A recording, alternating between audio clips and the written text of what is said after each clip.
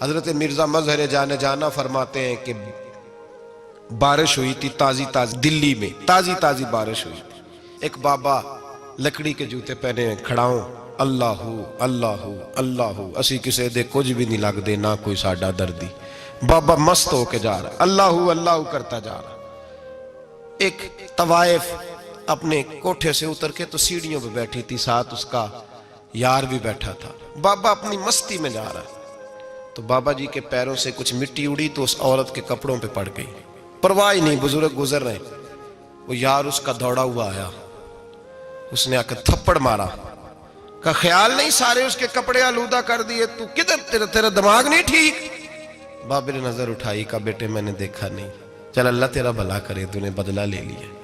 بابا جی چپ کر کے وَإِذَا خَاطَبَهُمُ الْجَاهِلُونَ قَالُوا السَّلَامَ، چپ کر کے گزر گئے. ٹھنڈ کا موسم تھا، بارش تازہ ہوئی تھی، حلوائی دودھ کاڑ رہا تھا. اس نے بٹھایا بابا جی کو پھٹے پہ، پیالہ پکڑا، دوڑ کے آگے بڑھا. بزرگ آ گئے، آئیے بیٹھیے. دودھ کا گرم گرم پیالہ شکر ڈال کے دیا. بابا جی نے دودھ پیا، پھر نظر جھکی، پھر رنگ بدلا. کہنے لگے مالک تو کتنا بے نیاز ہے، کہیں تھپڑ مرواتا ہے، کہیں دودھ پلاتا ہے. تیری بے نیازی ہے نا، ادھر تھپڑ مروایا، یہاں دودھ پلایا، تو ہی جانتا ہے تیرے رنگ کیا ہے. ابھی بابا وہیں بیٹھا تھا، دوڑے آئے پیچھے سے لوگ، شور ہوا. بابے کو دبوچ کے وہاں لے گئے جہاں اس نوجوان نے تھپڑ مارا تھا. کہا تو اللہ کا بندہ ہے، اللہ کے بندے بد دعا تو نہیں دیتے. ہوا کیا؟ کہا تو نے بد دعا دی ہے؟ کہا نہیں دی، بات بتاؤ. کہنے لگے اس نے تجھے تھپڑ مارا ہے، چھت پہ چڑھا ہے، پیر پھسلا ہے، گردن کے بل گرا ہے، منکا ٹوٹ گیا، مر گیا ہے، تو نے بد دعا دی ہے. بابا جی کہنے لگے یار میں نے تو دوسرا لفظ بھی نہیں کہا، بھلا ہو کہہ کے گزرا ہوں، میں نے نہیں بد دعا دی. کہا تو نے دی ہے تبھی تو مر گیا. کہا نہیں دی. کہا بابا تو بزرگ آدمی ہے، سچ بول. تو بابا جی کہنے لگے سچ سنو. پھر میں آ رہا تھا، میرے پیروں سے مٹی اڑی، اس کے یار کے کپڑوں پہ پڑی، اسے برا لگا، اس نے مجھے مارا.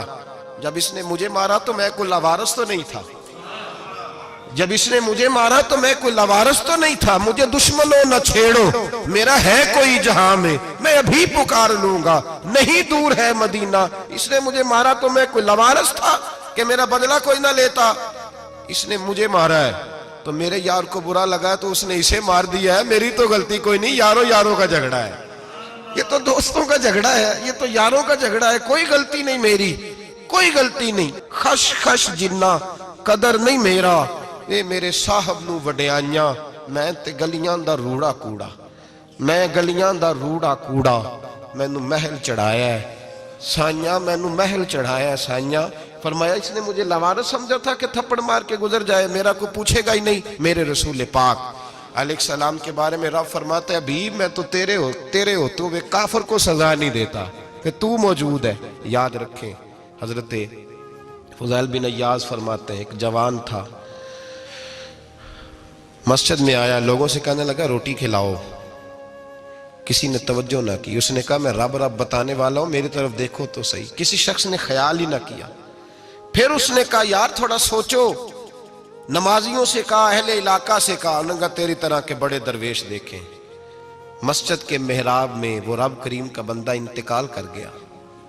جب فوت ہو گیا نا، لوگوں کا مزاج ہے بیمار کو دوائی نہیں دیتے، جنازے پہ وقت پہ پہنچ جاتے.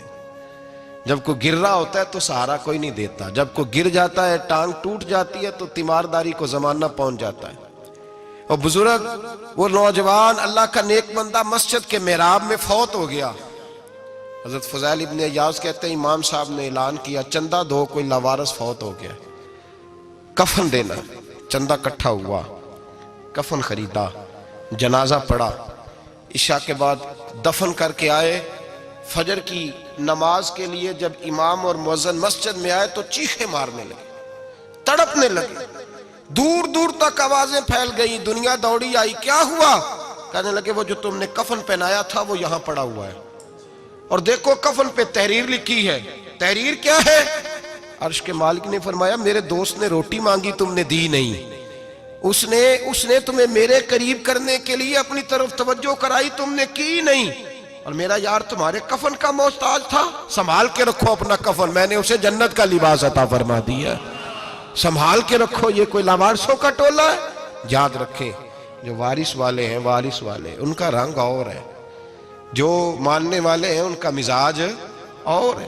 اپنی زندگی لوارثوں کی طرح نہیں گزاریں، تھوڑا سا ادھر گیا تھا تو پھر تھوڑا سا ادھر گیا تھا تو تھوڑا سا، یہ کیا بات ہوئی، یہ کیا بات ہوئی؟ اپنے آپ کو، اپنی نسبت کو، اپنے عقیدے کو مضبوط رکھیں۔ 1 انچ کے لیے اعلیٰ حضرت فاضل بریلوی رحمت اللہ علیہ کے مکان کی دیوار گر گئی، ایک کونا مکان کا، آپ جانتے ہیں پرانی دیواریں چھوٹی ہوتی تھی اور بارشوں میں اکثر گھروں کی دیواریں گری ہوئی ہوتی تھی، ایک سائیڈ کی دیوار گر گئی تو اس کونے میں ہندوؤں کا گھر تھا۔ اب مستری صاحب رات کو آئے، ان سے بات ہوئی تو کہنے لگے سویرے کام شروع کروں گا۔ کہا 1-2 صاحب نے کہ ہندوؤں کا گھر ساتھ ہے اور وہ دشمن بھی بڑے زیادہ ہیں، تو رات کو ہی ہو جائے۔ کہنے لگا جی نہیں، میری مجبوری ہے، مزدور کہاں سے لاؤں گا، بڑے معاملات ہیں، سویرے شروع ہوگی۔ اب رات کو مولانا ظفر الدین بہاری علیہ رحمہ کہتے ہیں بچے مدرسے کے، باقی سارے لوگ، سب کو جمع کیا گیا، چونکہ اس طرف سے تھوڑا خطرہ تھا ہندوؤں کی جانب سے۔ کہا جناب یہ بڑے دشمن ہیں اسلام کے، تو اس طرح کرو کہ 2-3 بچوں کی ڈیوٹی لگائیں یا کچھ لوگوں کی یہاں رات کو پہرا دیا جائے۔ ٹھنڈ بھی بڑی زیادہ تھی، کھڑا ہونا بھی مشکل تھا۔ اعلیٰ حضرت رحمت اللہ علیہ عشاء کی نماز کے بعد جلدی حجرہ خاص میں تشریف لے جاتے تھے۔ اس رات جب دیکھا نا باہر شور ہو رہا ہے تو اسی طرح سر پہ ایک رومال لپیٹا تو باہر آ گئے، کہنے لگے کیا شور ہے؟ کہا حضور سردی ذرا زیادہ ہے تو یہاں کسی کی ڈیوٹی لگانی ہے پہرے کی۔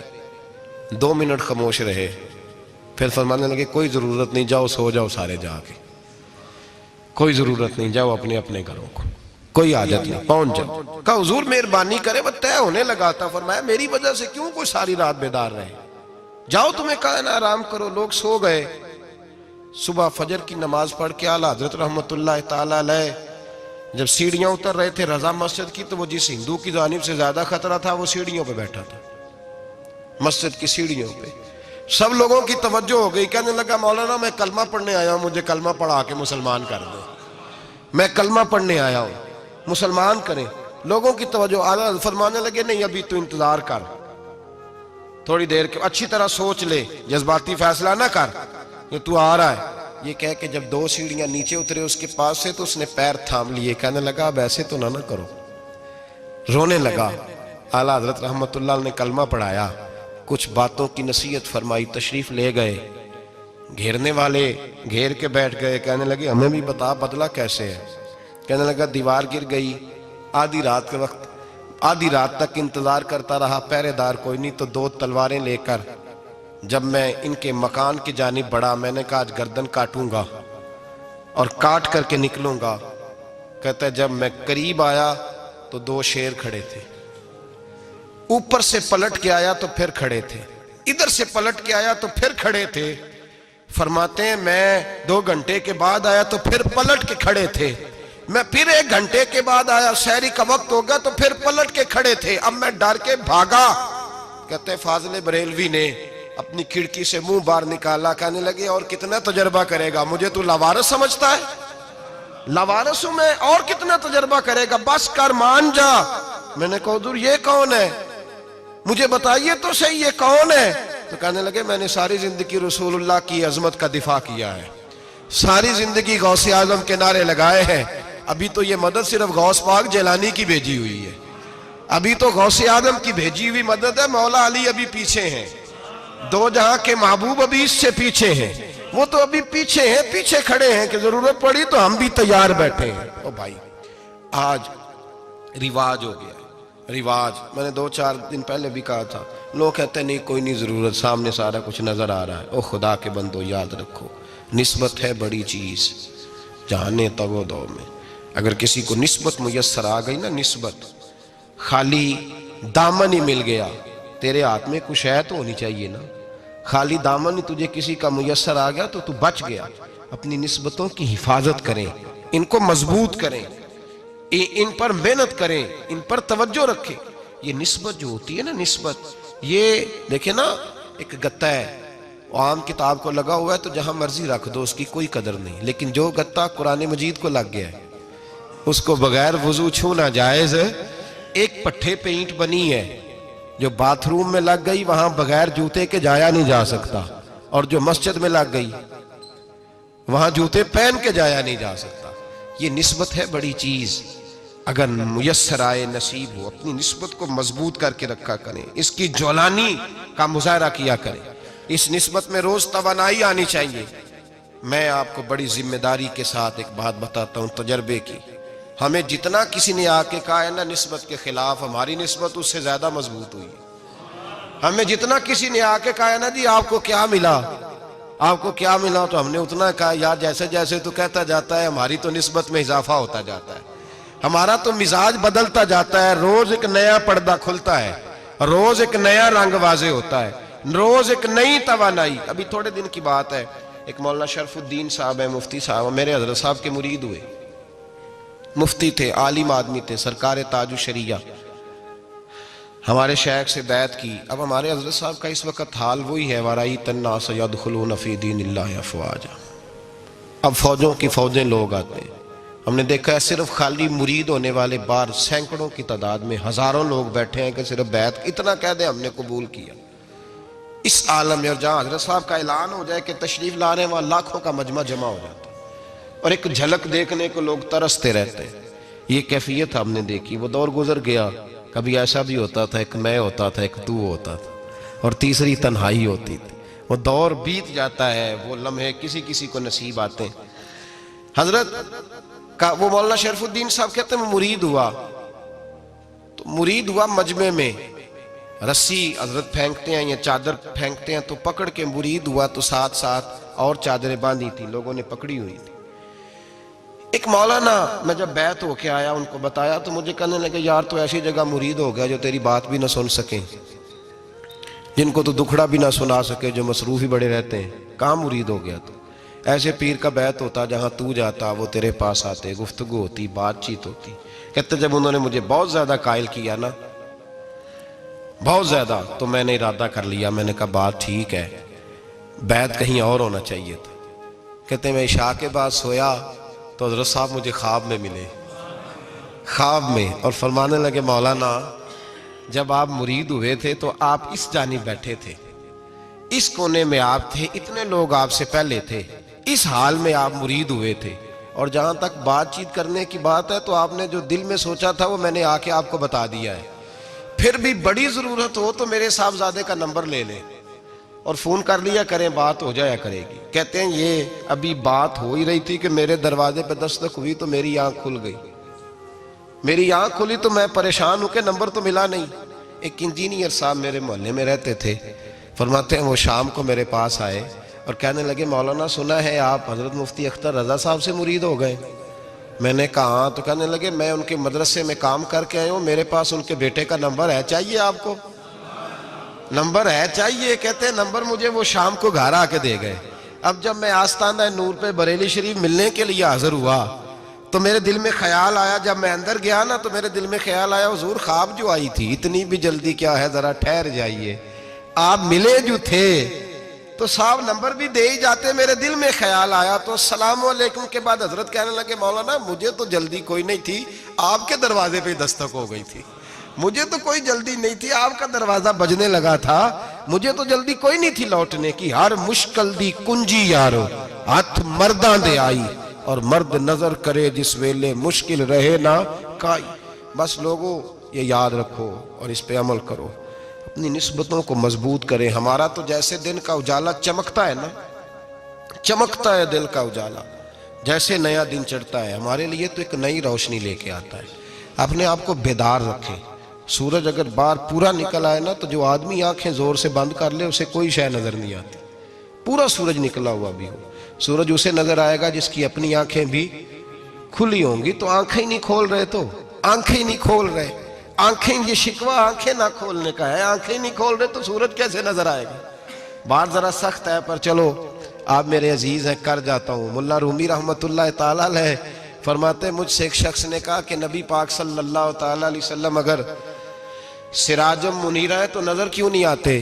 تو میں نے کہا الو اگر آنکھیں بند کر لے تو اسے کوئی شے نظر نہیں آتی, آنکھیں بند کر لے تو اسے کوئی شے نظر, تو آنکھیں تو کھولنا, آنکھیں کھول. یہاں میں اپنے کمرے میں یوں پردہ آگے کر کے لائٹ بند کر کے باہر شور مچاؤں, سورج کوئی نہیں, سورج کوئی نہیں, تو مجھے کوئی بندہ کہے گا پاگل, اس طرح کر, باہر نکل, ادھر آ تجھے دکھاؤں سورج ہے کہ نہیں، تیری تو اپنی آنکھیں بند ہے۔ اقبال کہتے ہیں دل بینا بھی کر خدا سے طلب، آنکھ کا نور دل کا نور نہیں، اندر کی آنکھیں کھول، اندر اتنا اندھیرا ہے تو باہر کیسے نظر آئے گا؟ تو لوگ آنکھ ہی نہیں کھولتے، دائیں بائیں دیکھتے رہتے ہیں۔ نسبت کو مضبوط کریں۔ رب تو فرماتا ہے حبیب تو موجود ہے تو میں کافر کو بھی عذاب نہیں دیتا۔ اب یہاں خالص نسبت کا بیان ہے، خالص، یہ نہیں فرمایا کہ حبیب ان کے عمل اچھے ہیں تو میں عذاب نہیں دیتا، یہ نہیں فرمایا کہ حبیب یہاں خانہ کعبہ ہے تو میں عذاب نہیں دیتا، نسبت کی بات فرمائی، نسبت کی۔ یہ نہیں فرمایا کہ حبیب یہاں روز طواف ہوتا ہے تو عذاب نہیں دیتا، یہاں تلاوت ہوتی ہے تو فرمایا حبیب تو ہے اس لیے میں انہیں عذاب۔ مدینے میں کبھی زلزلہ نہیں آیا، پتہ ہے آپ کو؟ اس لیے نہیں آیا کہ وہاں میرے مصطفیٰ کا گنبد خضرا ہے۔ کوئی فصل وہ بیجتے نہیں، کوئی فصل بوتے نہیں، وہ کوئی فصل بھی، لیکن دنیا کی ہر شے آپ کو مدینے میں ملتی ہے۔ جو سب سے اچھا پھل کھانا چاہے اسے مدینے میں جا کے ملتا ہے، اس لیے کہ وہاں گنبد خضرا کی ہریالی موجود ہے۔ دنیا کی ہر نعمت ملتی ہے اس لیے کہ گنبد خضرا جو موجود ہے۔ تو بھائی یہ نسبتوں کی بار ہے، نسبتوں کی۔